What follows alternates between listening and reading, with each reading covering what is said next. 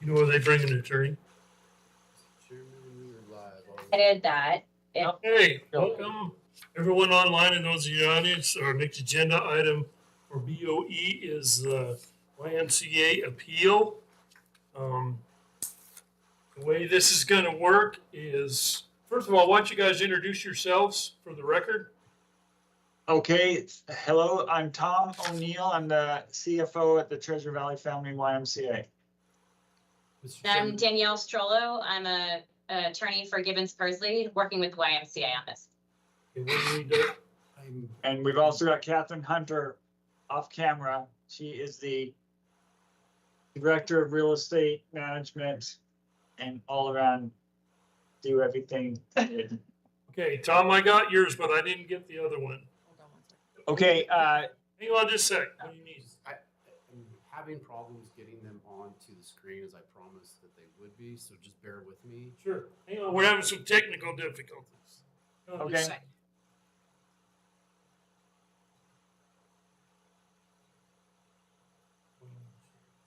Well, they should be on the corner as I promised, but they're not, so now I just need to figure out why.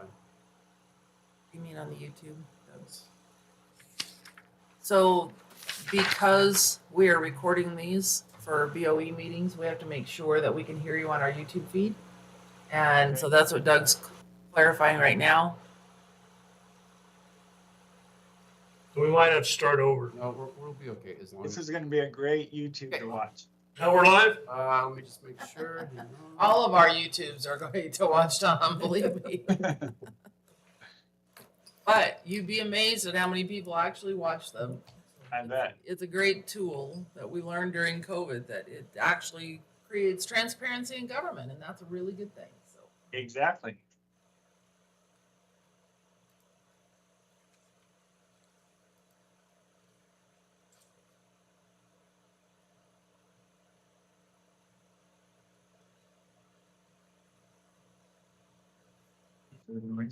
Hey, Mr. Chairman, I apologize. They are on. Okay, now we're ready to go, you guys. So I'm going to kind of start Okay. over. I'm going to start over from the beginning. We're in our second agenda item today for BOE. This is the YMCA Camp BOE appeal. At this time, I'll ask everybody to restate your name for the record. All right, Tom O'Neill. I'm the Chief Financial Officer of the Treasure Valley Family YMCA. Thank you, Tom. And I'm Danielle Strollo. I'm attorney with Gibbons Pursley and here to help the YMCA with this appeal. Welcome, Danielle. I am Catherine Hunter, Director of Real Estate Development and Construction for the Y. Did you say Catherine? Catherine, Kathryn Hunter. Catherine. Thank you, Catherine. Thank you. Okay, so kind of explain how this is going to work today. We're going to kind of temper basically a lot about 60 minutes for this hearing. We may not make a decision today, or we might, depending on the hearing. This is being recorded, so please be very careful, not only what you say, but try not to talk over someone else, as the recording doesn't like that. Try not to make any argumentative or obstreperous statements. Our objective today is to listen to your arguments and consider the evidence and determine whether our original decision will be upheld or modified. So at this time, I'm going to ask if anyone on this board has any ex parte or conflict of interest. I do not. I do not either. So at this time, if you guys on the screen could raise your right hand. You swear to tell the truth, the whole truth, and nothing but the truth, so help you God. I do. Okay? So the way this will work is you guys get to go first to present your case. We're going to shoot for about 15 minutes, and I'll let you know when we're getting close to that time. And then the assessor gets to ask questions, we get to ask questions, and then the assessor gets 15 minutes to present her side. And same thing, more questions, and then hopefully by that time we'll be done with our hour. So at this time, I will turn it over to you guys, whoever wants to speak first. Okay. Okay, I'll start and just, the Treasure Valley Y has been operating this camp since I think we developed it into with the existing structures in 2010. And we serve thousands of kids and families and adults every year. We stand for healthy living, social responsibility, and youth development. And just being outside for any group that's there is part of what we're trying to do. Just get them to appreciate and be healthy outside. All the activities on the property are flavored with the wide character values of caring, honesty, respect, and responsibility. Our staff are there managing the property. We have water system and sewage and all sorts of stuff that goes on. Even when there's no groups using it, we have to maintain the property. So for the legal side, I'm going to hand it off to Danielle. Sure, thank you. Thank you, board and commissioners. I just want to start by kind of walking through what the statute says for property exempt from taxation. So this is Title 63, Section 602C. It starts by saying that property that is owned and used exclusively for purposes for which the corporation is organized is exempt. Then it goes on to say, if the property is leased for business purposes that's not directly related to the charitable purposes for which such charitable organization exists, then that portion is taxable. It continues, if that non-mission use, and I'm paraphrasing here, obviously, if that non-mission, non-charitable purpose use is under 3%, the whole property remains exempt. It also says if the lease of the property is for recreational facilities within the purposes for which the organization is organized, it's not a commercial or business purpose. And then just to reiterate, the general mission of the Y is both youth development and adult health and wellness programming. So when we received a letter from Valley County that said we didn't prove that the property had been exclusively used for charitable purposes, that's kind of a misreading of the statute. We are allowed to use the property for non-mission purposes so long as it's de minimis use. And we are allowed to use revenues or do revenue generating activity so long as it is related to the charitable purpose. And that is not taxable. So essentially our argument is the YMCA's purposes are both youth development and adult wellness. The non-YMCA entities that use the properties mostly use them for youth development and adult wellness purposes. So that's not a commercial purpose for which we should be taxed. The non-YMCA entities that use the property for things like weddings and corporate events were only 3% de minimis use or less. So essentially, this property should remain untaxable and exempt as it has been in the past number of years. And I think I'll just leave it at that. So Danielle, I guess your main argument is that you feel like your commercial use is less than 3%. Yes, for the purposes that are not charitable related, like not related to our mission. Yes. Okay. As a further clarity of that, Danielle, this is Commissioner Moppin. So it specifically states it has to be the use of the owner. So are you stating that the owner is actually using this and non-owner is less than 3%? So I'm saying, so the owner has been using the property. We also let non-owners use the property, but those purposes that they use them for are related to the charitable purposes of the organization. In other words, the property is being used for the charitable purposes of youth development and adult wellness and recreation. And while that is allowed under the statute. While I understand that, it actually specifically states purposes of the owner of the property. And so I think where there might be disagreement here is that you're actually renting, leasing, allowing other entities to use the same use. We understand that, but the statute states that it has to be the owner is using it for those purposes. And if you're renting it to a different ownership, then it becomes a business use. I don't think that's a correct and accurate reading of the statute. I think the owner of the property is allowed to use to other organizations. So long as it's related to the charitable purposes of the organization, which it is in these cases, all of the nonprofits that have been using this property, and they are nonprofits, by the way. That said, all these nonprofits have been using them for purposes related to how the Y uses the property. And we are allowed to do that. It's the non-mission, non-charitable uses of the property that are exempt, that are not exempt, that are taxable. Okay, Danielle, I'm assuming that you guys shared a calendar with our assessor of your event. We did. I think that's kind of the defining evidence, so to speak, that you're still in the 3% or you're not. Yeah. And Yes, so according- we are at the 3% level, which constitutes de minimis use. I also said in the letter that, so there were 11 days where organizations that maybe you could say fairly are not directly related to the charitable purpose, weddings, other kind of corporate events. There were 11 days out of 365 for which those organizations used a portion of the property.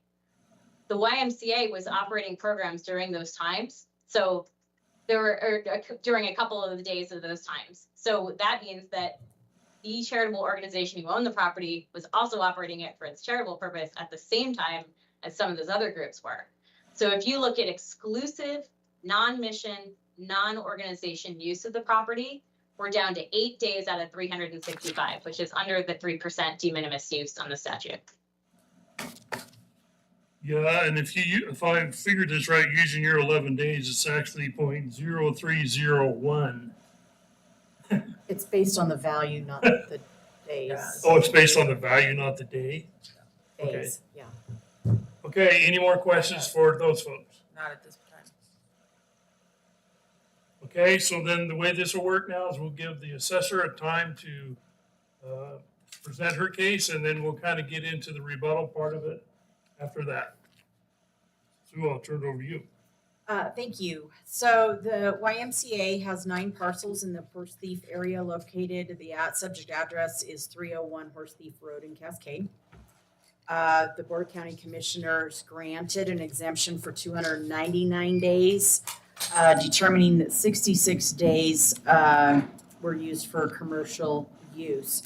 I did go over the calendar, which is on the very last page of my packet, with Catherine. In fact, we just did that again to make sure, because she came up with 54 days and I had come up with 68. So we went through each line item together, counted out the days. I actually came up with 68 days rather than 66, but that's okay. Of the days that the property was used for commercial use. In other words, another entity used that property. So that's how that was calculated, or how we came up with the 66 days. I've included Idaho code for you in my packet, 63-602C. It does state must be used exclusively for the purposes for which the limited liability company, corporation, or society is organized for. So if the property was used by the owner, then for the purposes for which they were organized for in their articles of incorporation, they were absolutely granted the exemption. On the days where they let others either rent, lease, whatever, then those were the days that we assessed. So I noticed on the calendar, some of them are youth groups. I'm assuming those groups actually rented it for a fee to use their facility.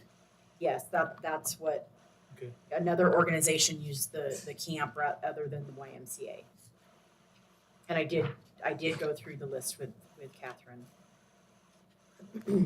Okay. It also states in Idaho code that if it is leased by such owner, in other words, if the owner were to lease the property to someone else, for business purposes for which a revenue is derived in the case of the charitable organization is not directly related to the charitable purposes for which such charitable organization exists, then the same shall be assessed and taxed as any other property. So if it's used for the owner, we don't assess it or tax it. If it's used for another organization, it becomes a commercial use.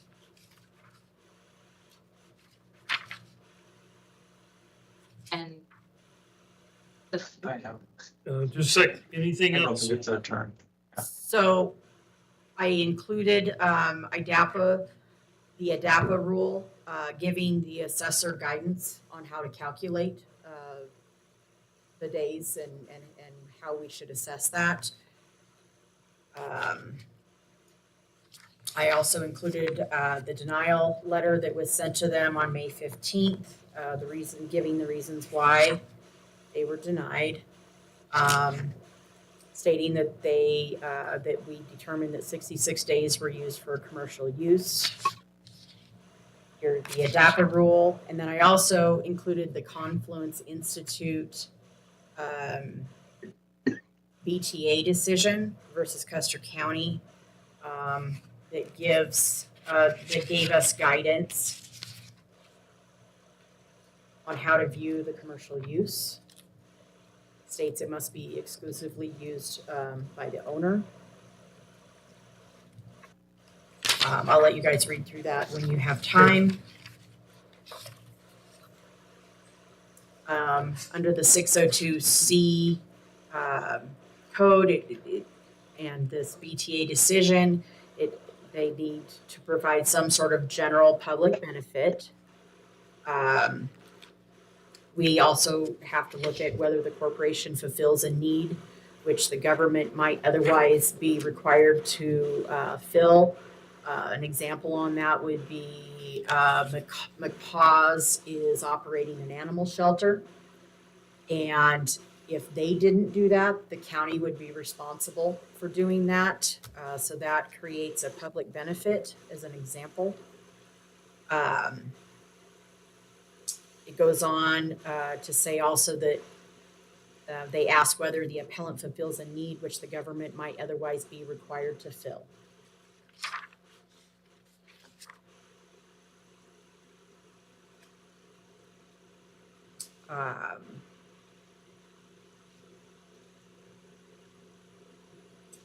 It goes on page further down in that BTA decision. It says the statute requires that to qualify for a charitable exemption, the property must be used exclusively for the purposes for which the charitable organization is organized for.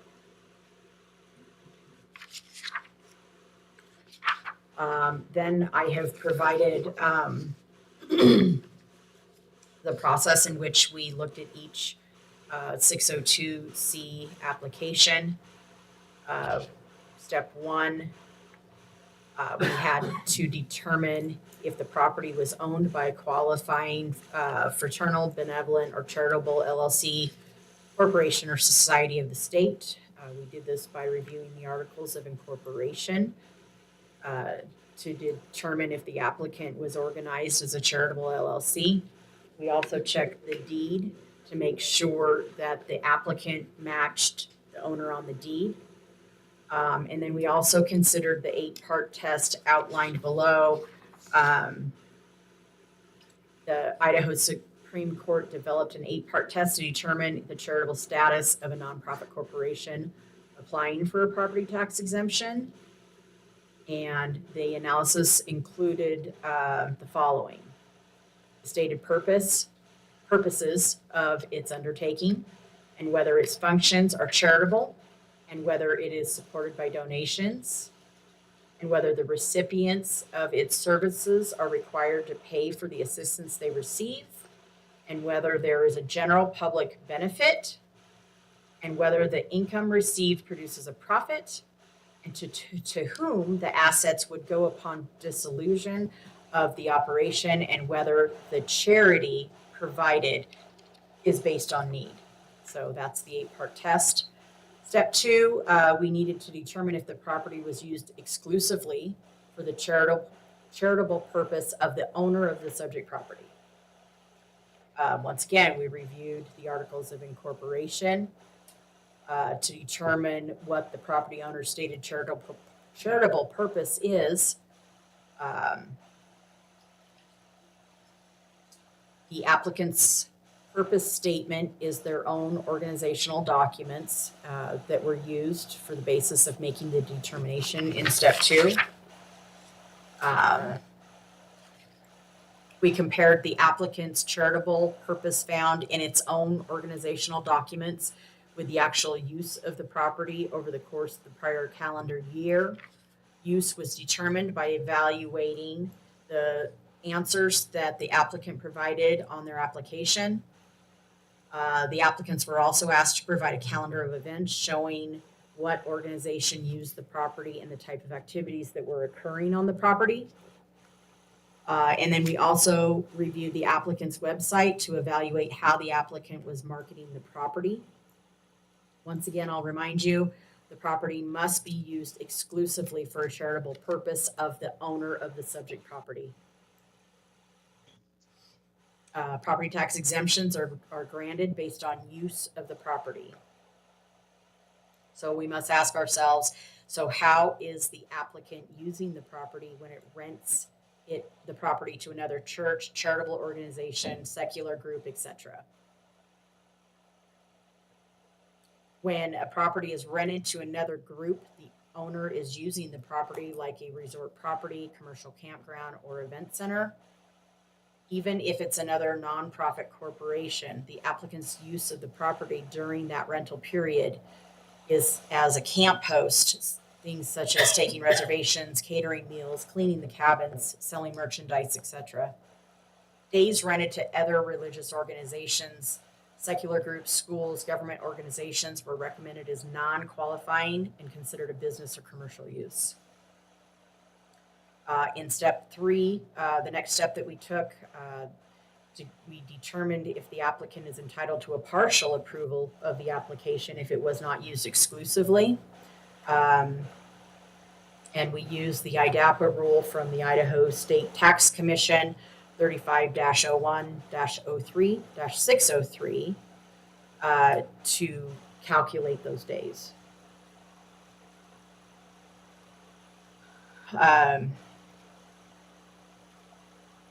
Based on the calendar provided to the assessor, we determined what days were rented to other religious organizations, secular government organizations, etc., charitable organizations,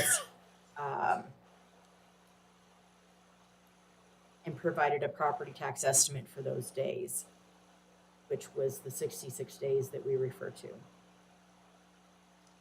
If the owner used the property for its own charitable purpose, or the property was idle or not rented to another organization, the exemption was absolutely granted.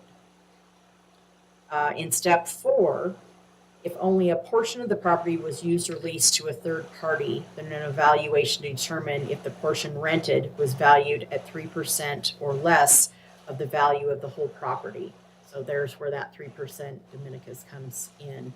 It's based off the value of the property. So we would take the total value of the property, determine how many days of use, what that value was, and if that value was 3% or less, they would absolutely be exempt. In this case, I don't believe that is true. If you choose to not make a decision today, I will go back on all 9 properties and get a total assessed value without any exemption, and then I'll work it up for the 66 days that we're being charged for, just to verify, because I did not do that. I felt like they were over the 3%, and I didn't run that calculation, but I will.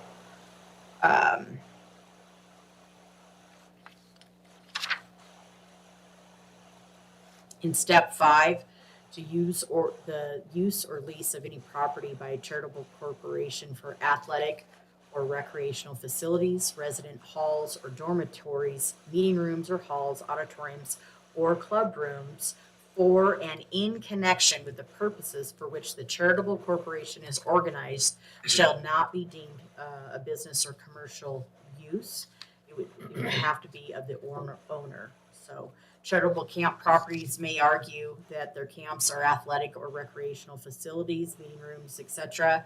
However, the use must be connected to the owner's charitable purpose and of their own use, not of the rental groups.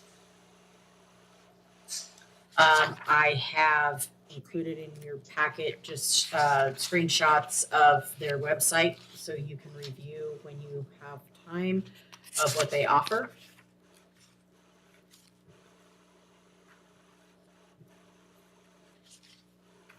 And the last page would be the calendar that we went over with the YMCA and how we calculated those days. So, are you done? You guys are cutting out. Can you speak into the mic, please? Oop, sorry. No worries. So my question to you is then on the calendar, those, I'm gonna say, minor kids that use that facility that you've got marked, they paid a fee to rent the facility, is that correct? So if you go down the list, like St. Mark's 8th grade, apparently they paid a fee to rent this facility. Yes, it was used by Okay. another organization other than the owner. If they Yes. hadn't paid the fee, then that would have been. Well, that would be more in line with the charitable purpose. Right. That's was my main question. Okay, any more questions for the assessor? You guys, now we kind of get to talk back and forth. I want to remind you, please go one at a time. Don't over talk each other. All right, thank you. I think I'm getting hung up on the word rent or lease. So when we offer a program to our YMCA swim team, when they go up there and use camp, they use the cabins, they do the activities led by our camp staff, they do the zip line, the waterfront, they talk about the values, they do some team building exercises led by us. And so that's great. If an outside swim team says, we want that experience, instead of signing up every kid individually, we sign them up as that swim team. Like, the BSU cross country team, we didn't want to sign them up individually, but they still get all that same, they're not renting out, this is what we're renting, this property we're renting. They're not doing that. They are participating in the camp programs. And the way we sign them up is just as a group. And they pay for X amount for food and X amount for housing. And then they get all the activities. So I guess other than the 3 events where people got married, I feel like all the other events aren't really renting the property, but they're used for the Y to offer our services, our product to those groups. So Tom, can I ask you a question? The YMCA swim team, when they come up, do they pay a fee? Well, there are programs, so internally we charge them, but no, they don't pay us. They are our program. So I think that's the difference right there. If another swim team does come up, they have to pay a fee, whatever your costs are, to provide that service. That's where you lose the charitable deduction. Well, what about all the kids that come up for regular camp? There's 100 kids up there paying individual fees. That's our product. But with the swim team, we're just saying, we don't need to sign up all of your kids. We'll sign you up as a group. I think what I might say is that respectfully, I think the assessor is misreading the statute. And here's why I think her reading doesn't make sense. So the charitable organization owns the property and conducts its own mission. They are allowed to lease that property to other groups. The statute does not say it has to be by the charitable organization. All it says is that it has to be related to the charitable purposes for which such charitable organization exists. It also, at the bottom, she said, she added in that it has to be leased by it has to be run by the organization. That's not what the statute says. The statute says, provided, however, that the lease or use of any property by any such corporation for athletic or recreational facilities, residence halls or dormitories, meeting rooms or halls, auditoriums, club rooms, within the purposes for which such limited liability company is organized, shall not be deemed a business or commercial purpose, even though fees or charges be imposed and revenue derived therefrom. The property can be used by other groups. It does not have to be used exclusively by a charitable organization. That's just a misreading of the statute. Charitable organizations are allowed to lease their property, and this statute says that if those purposes for which they lease the property is related to the mission, to the charitable mission of the organization, like youth development, like health and wellness, then that is still entitled to a tax exemption. It says that if you're doing something that's not related to your mission, and not by you, that is not exempt. So that is taxable. So if you have a corporate event or a wedding, things like that, which do occasionally happen on this property, that is taxable. That's a taxable event, and that property is taxable for that use. But if the charitable organization that owns the property leases it out to another organization, of course they're going to lease it out to another organization. They're not going to lease it out to themselves. So long as that property is being used for the charitable purpose of the organization, youth development, adult wellness, but primarily youth development in most of these events, then that is still entitled to the tax exemption according to this statute. She's just, where the assessor is adding in language that does not exist in the statute. So the fee isn't the determining factor. In the Confluence's decision, they were free, but they let a different nonprofit use the property, and they deemed that a commercial use. Was it related to the charitable mission of the organization? No, not of Is the that- owner. that- It's a That's- different no, no, nonprofit. no. But I'm saying, I'm sorry, I'm not Okay, trying to no, be, we try interrupt you. not to speak over each other. I know I just did that, but we gotta make sure we take turns so we can get this recorded right. If the property, it's all about the property, the use of the property of the owner. If the owner is not using the property and they lease it, rent it, whatever, to another organization, it becomes a commercial use. And I'm saying that that's not what the statute says. I'm saying that the statute says, if any building or property belonging to any such organization is leased by such owner, uses it and used for business purposes from which revenue is derived, in the case of a charitable organization, is not directly related to the charitable purposes for which such charitable organization exists, then it shall be assessed and taxed. So if the property, so you get an exemption if you use it and it's used for your mission. You get an exemption if you use it, if somebody else uses it and it's used for your mission. And you get an exemption if it's used for your mission for athletic purposes. You, of course, like other organizations that share the mission of the YMCA can use the property, and that is still entitled to an exemption under the statute. It does not only have to be the YMCA. That exclusive word that you're seeing at the beginning of the statute is limited then by the following clauses. So charitable organizations are allowed to use their property and give their property away to others that use it for that mission. I think there's just a difference in the way that the statute is being read. And I think that I'd like to take this under advisement, Chairman, and take a chance to look at all of these applications, get the true reading of all of it, seek legal counsel on our behalf, and then have a final written decision by the July 8th deadline. You're welcome, Um, then. Sounds good. I'm a real slow thinker, so you gotta give me a minute or two.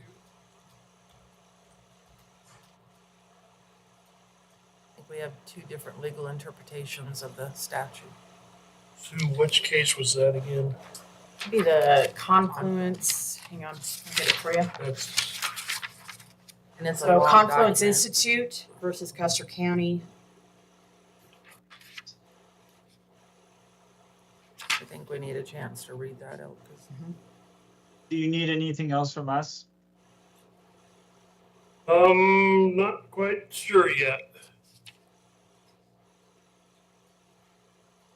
Did we get a packet? We did get their packet, correct? Mhm.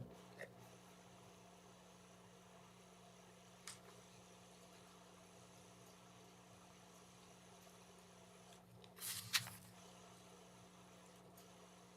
Just we are asking, legislative, the legislature this year to clarify some of these because you can read two codes with different interpretations, and these are the tax codes are not clearly written, in my opinion, anyway. Yeah, Daniel, it's on the, I think, kind of reading it, what Sherry said, we kind of got stuck in the middle of this battle and we're trying to figure out exactly what the code means. And I think it's gonna take a lot more legislative review to dial in what that is. It's, yeah, and if you don't mind, what's the citation, for that Custer County case? What's the Supreme Court citation for it? The case number, Sure. I don't know, is it a recent case? It should have like a, I'm looking. The say confluence. something like 325 P2, blah, blah, blah, something like that. It's a BTA, Board of Tax Appeals case. Okay, It was and appeal, what's the name? I'm sorry, go ahead. Go ahead, Confluence, what's the name of it? Confluence Institute Versus Custer County. versus Custer County. And if you want the appeals number, Danielle, it's appeals number 21A, 1001, 1002, 1003, and 1004. Okay, if I can't access that on Westlaw, I might have you send that case to me because that's not one of the cases that I've cited or that is cited in any of that cites any of that statute. So, Sure. Well, and as you guys may or may not know, BTA is the state level board that handles appeals of what we do here. So that is your next step, is to go to that group. Or district court. And then after that, it's usually district court. It's either. Either or. Yeah. Oh, you don't have to go to BTA, They have to go to BOE but then to not be able to BTA. go on to either Oh, I Board of didn't know Tax Appeals or district court. But they It's a go to or. BTA. They don't Okay. have to go to BTA and then district. They have the choice to go either way after this, at this level. So just for it's the a- record, so everybody knows, I agree with Sherry, we're gonna postpone this one, the decision today, but you will have a written decision by July 8th. So that's when we have to have this done by July 8th. And right now, I'm not sure what I'm feeling, so I need to do some more research and do a little more reading. You have to be able to read fast as a commissioner, you can't get stuff done. Just the way life is, so. So you can find the decision on the Idaho State Board of Tax Appeals website. okay, great. I'll look Okay. for it there. Thank you. Okay. Anything else? All right, thanks you guys, Not much. appreciate it, and we'll be in touch. Thank Okay, you. thanks so much. Thanks, guys.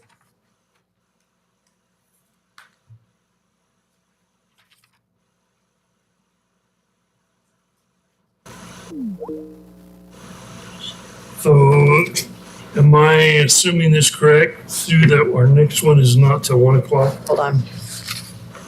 Let me shift gears. Let's shift gears. Gear Lake City wing. Plaza.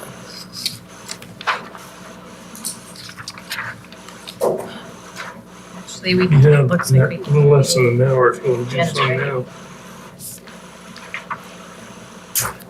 Hang on, she texted me, so let me see where she's at. Oh, we have no more appeals in the mail today. I'm gonna let her know we're ready for her. Mr. Chairman, we're still live streaming, just. Yes, I understand that. Thank you. So why don't we, We're let's not go done mute yet. Doug until Sue figures out where we are, and then we'll come back. Jen is on her way.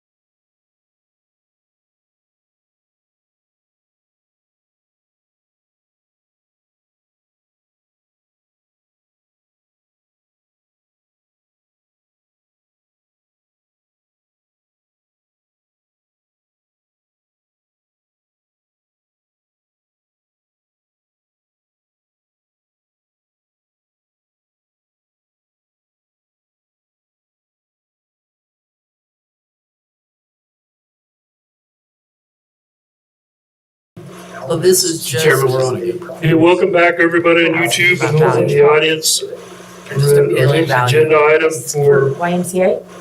Board of Equalization. Yes. At this time, we're going to take up appeal number JB 2425 through 2431, Lake Street Plaza LLC. At this time, I'll ask if anyone on this board has any ex parte or conflict. I do not. I do not. Did I swear you in today? Yesterday. So please stand and raise your right hand. You swear to tell the truth, the whole truth, and nothing but the truth, so help me God. Thank you very much. So at this time, I will turn it over to you guys. My name's Jennifer Boyd, appraiser number 1298. This is several commercial units located at 1012 North 3rd Street, McCall, Idaho. The combined total of the subject properties is 10,120 square feet. The commercial condos were originally built in 1938. Their effective ages range from 1980 to 2000. All are rated average Class C commercial units. And below is a graph of the combined values for the past 2 years. The appellant offered no comparable sales. I marked their protest statement with the pink tab.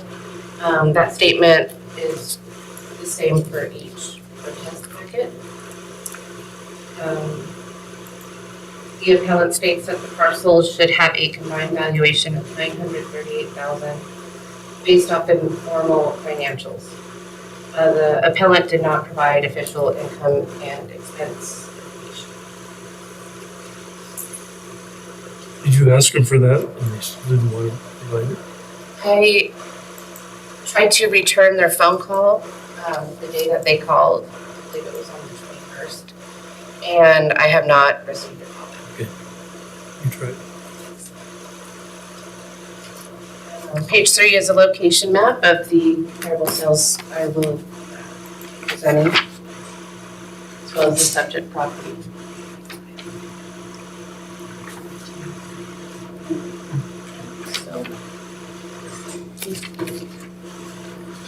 The following page, just a few things I wanted to touch on. The top square is all of our 2022 to 2023 McCall commercial sales. The parcels highlighted in yellow, those sales were used in our annual ratio study. Commercial properties are held to the same standard as residential. Even though we have far less sales, we still have to be within 10% of market value. In the red text, that is our 23 sales to assessment ratio. You can see that we're at 54%, 56%. And in 24, we're still conservative on that. You getting closer? And I also attached the ratio studies, the preliminary as well as the official. We were out of compliance. So we had to raise our values. So looking at comparable sales, I believe 2 properties fit the bill as far as they're both mixed retail commercial property. I've adjusted for the difference in depreciation of those buildings as well as the difference of square footage. And then provided the total adjusted sales price. In weighting, I weighted the 2 sales. Comparable 1 is actually comparable in location, which is key when you're looking at commercial property. However, I was not sure what the status of that building was at the time of sale, because they've been in the process of remodel for several years. I spoke with him after I got this together, and it was partially done when it sold for 1.9 million. So, however, in this presentation, I weighted sale 1 at 20% and sale 2 at 80%. That gives us a sales comparison value of $2,134,940. And then below that, I weighted the sales approach as well as the income information that they provided, 50-50, which I believe is very considerate, considering they weren't official balance sheets, income expense, for us to be able to determine what's included in that figure. So weighting those two approaches came to $1,536,470, which is over their current assessed value of $1,494,084. Open for any questions you have. Jennifer, I know you don't do it by the square footage, but it should be noted for the record that this is also a 10,000 square foot building compared to your comps, which are quite a bit smaller. So there's bigger facility here. I did adjust by square footage. I took both of the sales and did average of, it's actually a low average of 200 a square foot. And then multiplied that by the difference of square footage, just to try to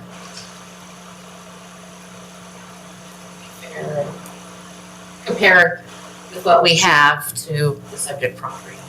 It's tough with commercial with limited sales data.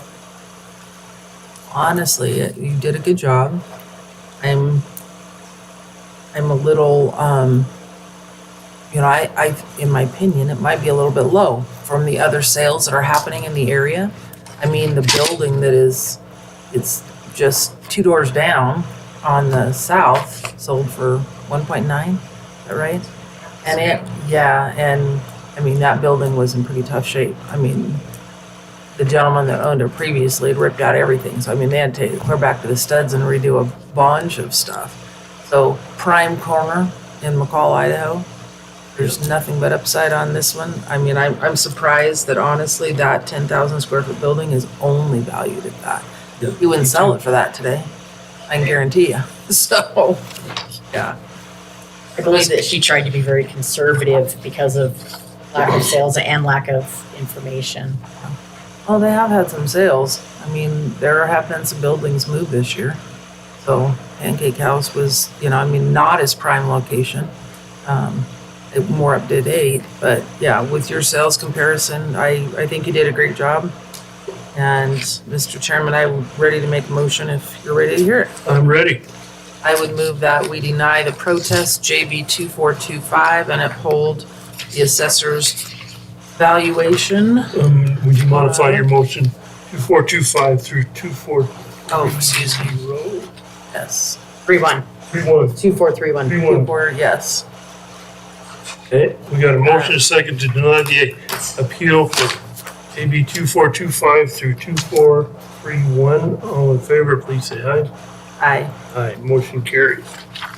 Good job, Jen. Good job. Hey, now do you have, Stand up. or sorry, that's where you're headed. You want it? Oh, no, you gave me I one. got one. You gave me one. Right here. Thank you. He's at 27th.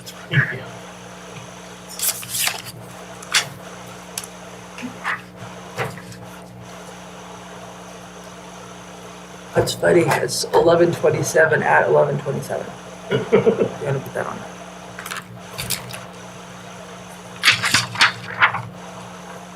Hey, you made me forget what day it was. What? 27th. Talk to me. Don't bug me.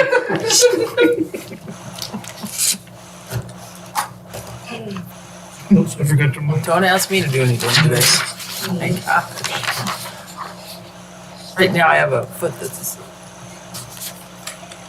doesn't like RP 005110. Something's messed up. Look up their last name on Provel. I should have Provel open on there. They had the wrong, Oh. or they were missing, sorry. And I was up here and didn't have a chance to catch that. I'm sorry.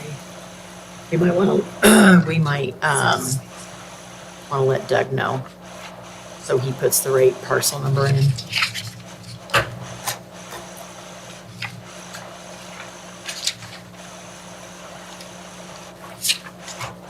All right, there we go. Wait a minute, that's only 30. Village View condos, where's this? Where's 31? Oh, this is in Tamara? Yes. Did I lose it? I believe 31 may have been presented yesterday. 2431? That was a Lake Street Plaza one, I think. Hang on. Yeah, 2431.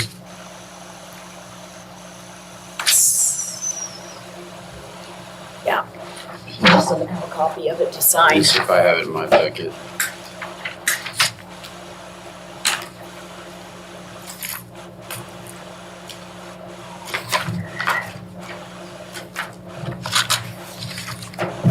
Yep, there it is. This is not the original, but this will work.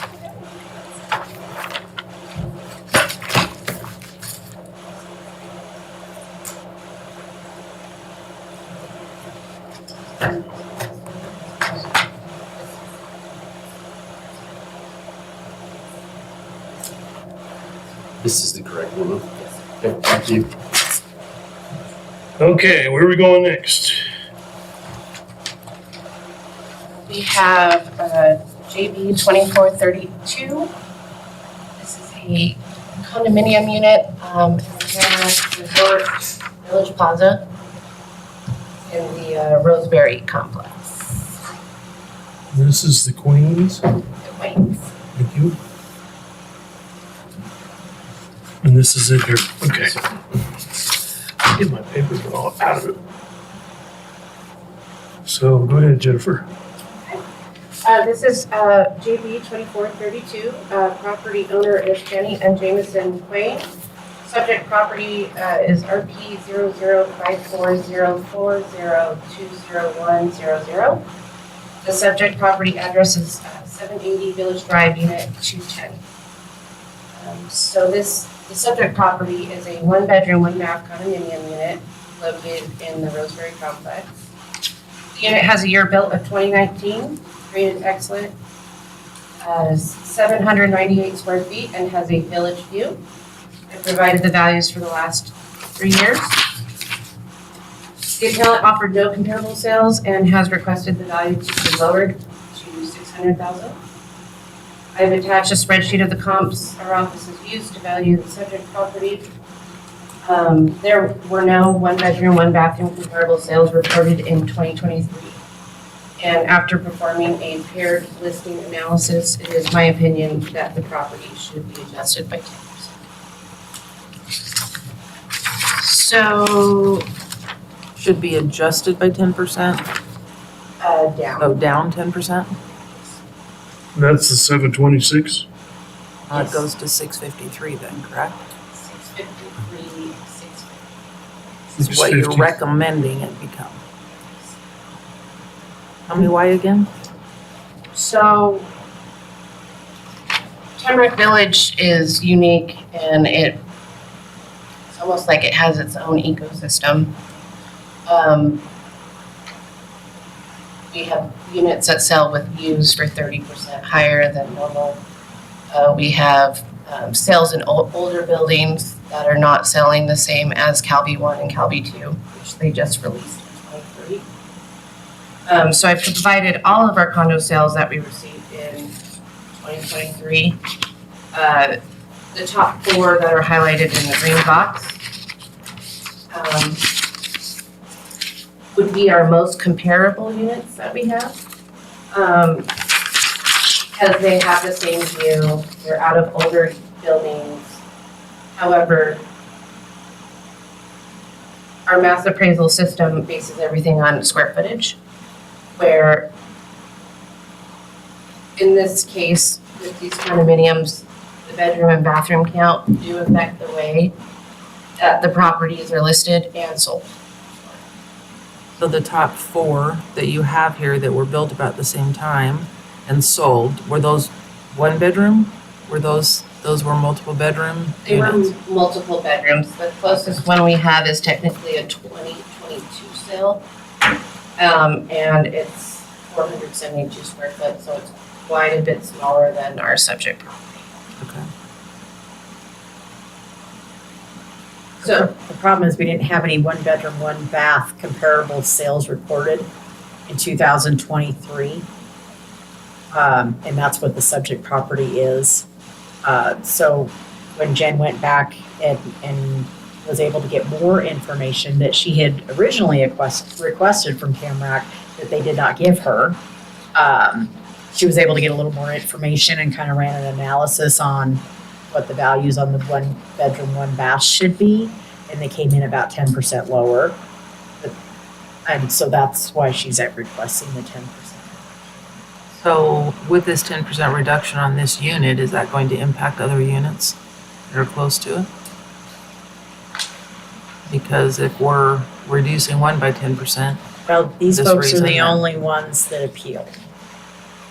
we're gonna probably, And so we talked about that, and we're gonna, so what will happen now, when she works on the analysis for the assessed values for next year, she knows that she needs to run an analysis on the one bedroom, one bath, and then the ones that are 2-3 bedroom ones. Because now she knows they sell separately, but she had requested the information from Tamarack and they didn't share it with her. okay. And so she's gonna try again, so she can have more accurate information to base her analysis off of. It may or may not go down next year because of sales in the area, so. What's really strange to me, is the smallest condo sold for the highest square foot price.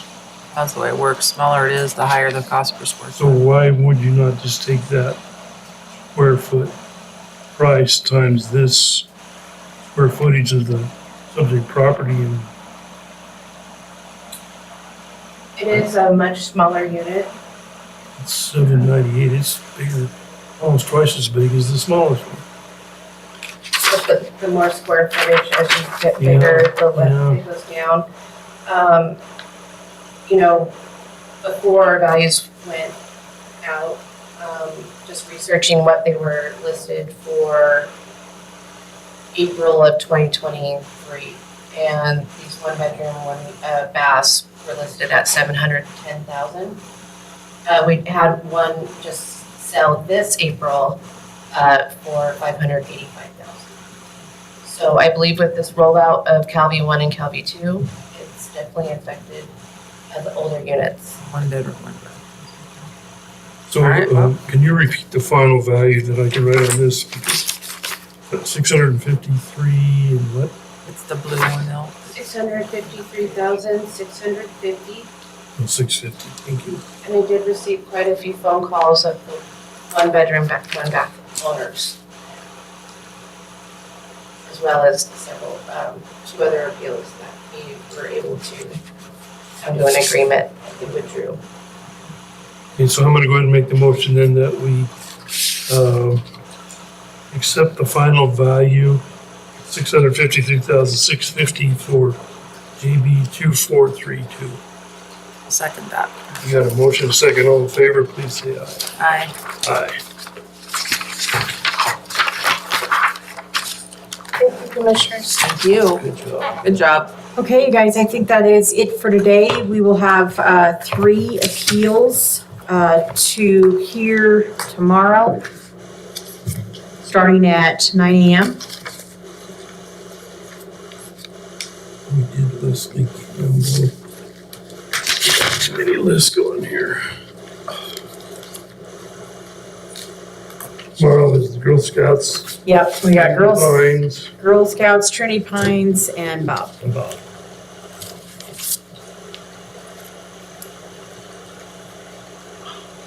Okay, so there being no further business